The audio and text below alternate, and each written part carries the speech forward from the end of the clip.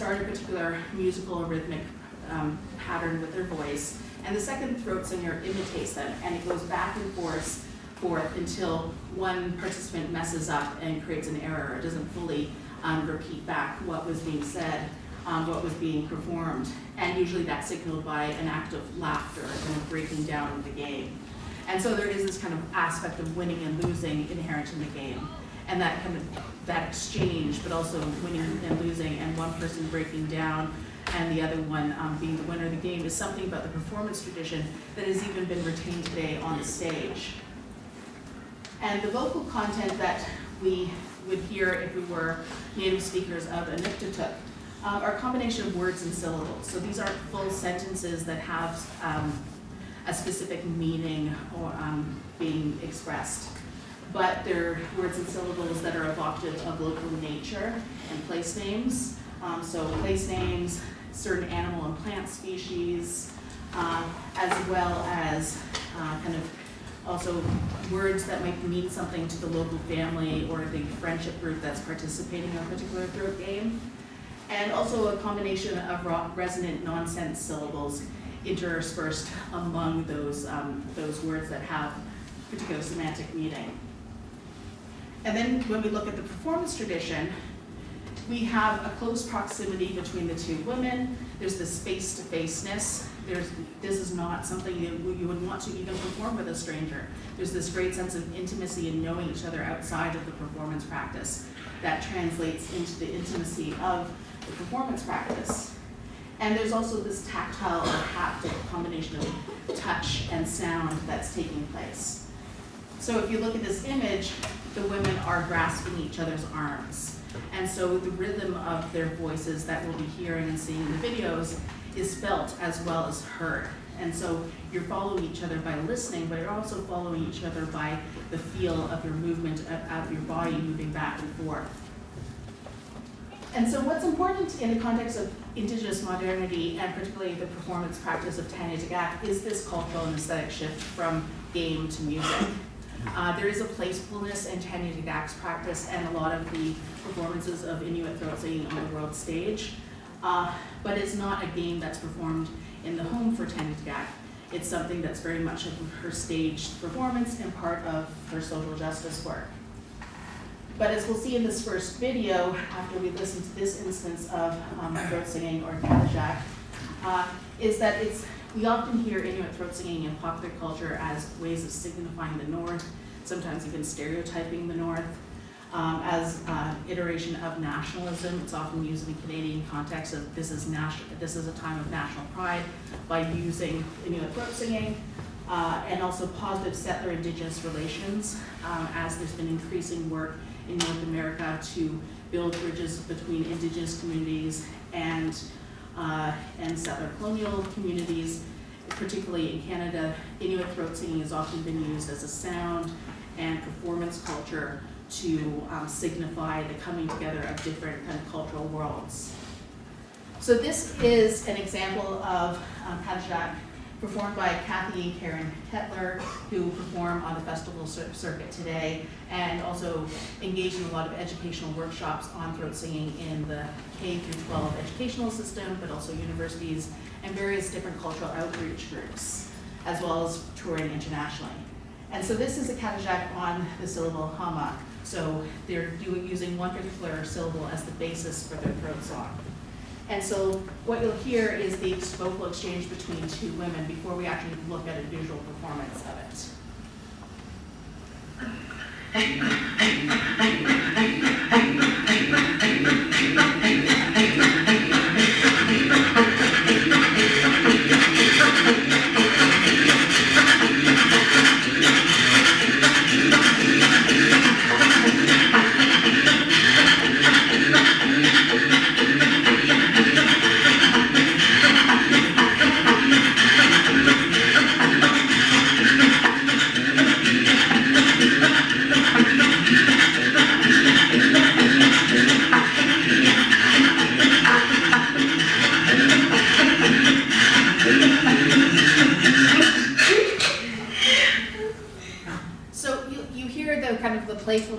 laughter that closes it as the song actually and the game broke down. But you also hear the building in rhythmic layers and the sense of propulsion as the track and the game continued on. So some of that building of emotion and kind of frenetic rhythmic interlocking patterns that we heard in Tanya Tagaq's practice is something that she retains from the practice of Inuit throat singing traditionally. But we also have this game of trying to outlast each other. And the last thing I want you to think about from that example as we listen to a couple other examples is this practice of inhalation and exhalation. So one of the comments talked about the breath and the breath of the body, and this active and performance of inhaling and exhaling these syllables and that kind of effort that's expressed is very much part of the traditional performance practice and something that Tanya Tagaq keeps referring back to as she experiments with what throat singing can be today. And so I want to actually play for you two quick public performances of Inuit throat singing as it moved from game to something that's happening and being performed on the world stage.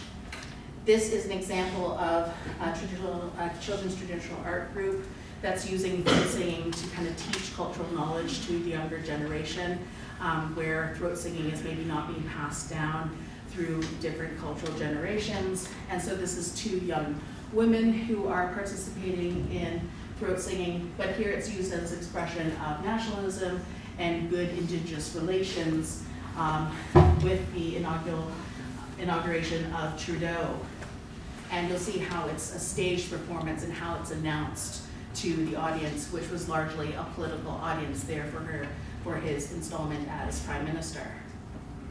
Samantha Metcalf and Kaylin de Grandpré, 11-year-old Inuit throat singers from the Ottawa Inuit Children's Centre, will now come forward to share their music with us.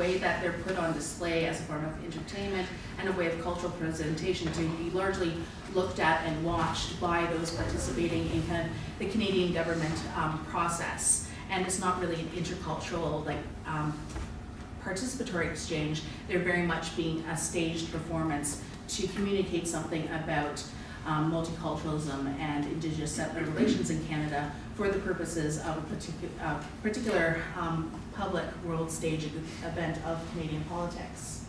And this is another example of Karen and Kathy Kettler to give you a sense of the way in which ecological knowledge about the environment is being conveyed in Inuit throat singing. So the sounds that they're producing with their voices and through the combination of syllables and naming practices all tie back to the mosquito and the idea of the experience of huge swarms of mosquitoes that are experienced in northern Canada, kind of around the border between the prairie provinces and the Northern Territories, where once the snow starts to thaw and summer hits, there's this huge flock of mosquitoes that kind of pesters everyone, both the animal life and the human life in the population. And so they're mimicking the sounds of individual mosquitoes, but also this kind of collective experience of mosquitoes in the north. And so they're particularly choosing certain vocal syllables and words from their repository of knowledge about the environment in this throat sing song to communicate that to the audience and to each other.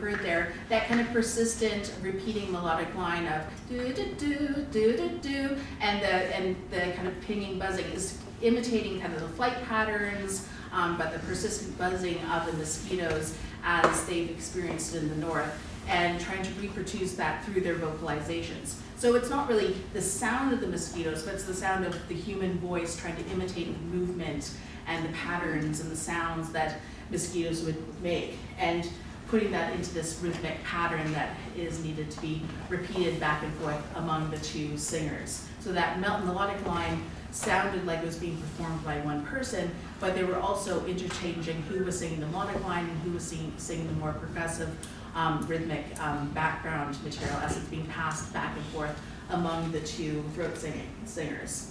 And this was for an international festival performance, so the throat song tends to be a lot longer. They don't break down into the playful laughter the same way, because it's being performed as a musical performance on the festival stage rather than something that's taking place in the home. But as sisters, this is something that they practice in the home, teach children in their own community, as well as perform internationally to get increased cultural awareness about how Indigenous vocality is being performed today in the community and abroad. So there are a few different characteristics that we can, and comparisons that we can make between Tanya Tagaq and her performance practice, and also traditional throat singing, as we heard through Karen and Kathy Kettler.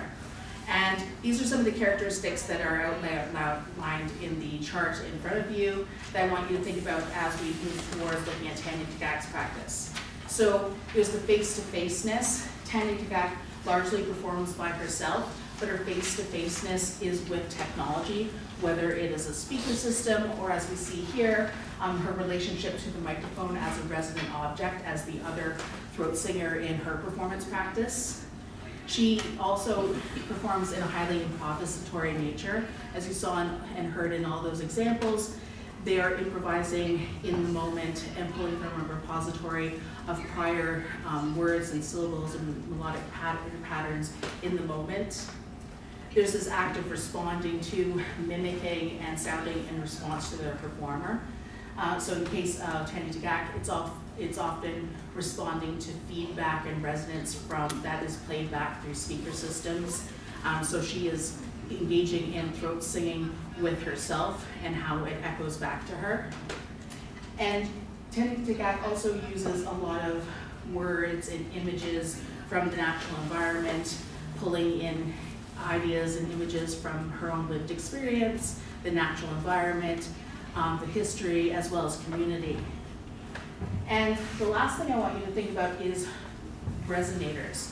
So when Inuit throat singing was traditionally practiced in the home, they would often use a bowl or some sort of resonating surface to echo back the throat song. And Tanya Tagaq uses different types of objects as resonators to echo her voice back and to amplify her voice. And here are a couple more examples of how she uses technology in those ways. So we see her working with the feedback from the sound system in front of her, and yet again, the way in which she performs close, intimate proximity with technology like the microphone to really play with reverb and manipulate technology in her own voice to represent a duet or a second partner, but using her own solo performance practice in collaboration with recording and circulation technologies. So to give a sense of Tanya Tagaq's history, because she's distinctive in that while she grew up in Cambridge Bay, Nunavut, she spent a large amount of her life after finishing high school in one of the last residential school systems, or in the US, the Indian Reservation boarding school system. And she moved for university to art school to Halifax, Nova Scotia, leaving her community and going to a city where there is a very small Indigenous population, let alone an Inuit population. And once she was there, she found that there was a lack of community and her own people. And when she grew up in Cambridge Bay, she didn't learn a lot about Inuit throat singing and Inuktitut, and still today doesn't speak a lot of Inuktitut, because local language practices as well as cultural practices were largely outlawed during the period of the residential school system in Canada, where children were taken from their families and put in these boarding schools and raised by white British colonial settlers into the 1960s as a way of civilizing them and making them culturally in line with Canadian nationalism and cultural politics. And so it was her family and her mother in particular wasn't able to pass on Inuktitut to her or throat singing practices. So she had to discover a lot of her own cultural heritage and language on her own. And just to give a sense of geographic proximity, when I teach at Middletown, New York City, I was once asked, where's Cambridge Bay in relation to Middletown, in relation to New York